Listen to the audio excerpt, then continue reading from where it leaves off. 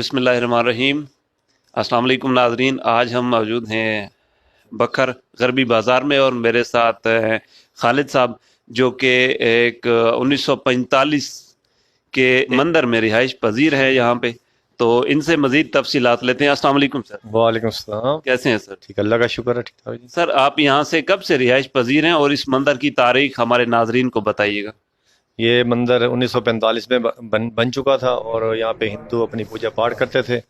اس کے بعد 1947 میں جب غدر ہوا تو وہ پاکستان ہندو چلے گئے انڈیا میں، اور وہاں سے پاکستان جو آ گئے تھے، یہاں پہ پاکستان والے آ گئے، یہاں پہ مسلمان آ گئے، ہندو یہاں پہ بالکل نہیں ہے اب۔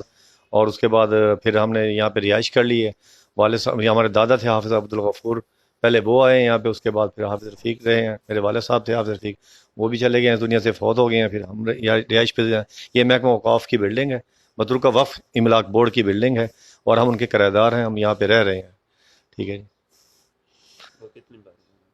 وہ محکمہ اوقاف والے آتے رہتے ہیں، ویسے چیک کرتے ہیں آ کے مینٹیننس کے لیے، لیکن آ جاتے ہیں، کہتے ہیں کہ اس کی مینٹیننس وغیرہ کریں گے، لیکن نہیں کرتے ہیں، تجزیہ رہائش وغیرہ نہیں کرتے ہیں، بس دلاسے دیتے ہیں اور دلاسے دے کے چلے جاتے ہیں۔ یہ مندر کا حال آپ نے دیکھ ہی لیا، یہ مندر کا حال ہے، خستہ حال ہو چکی ہے بلڈنگ ساری نا، محکمہ اوقاف کی بلڈنگ۔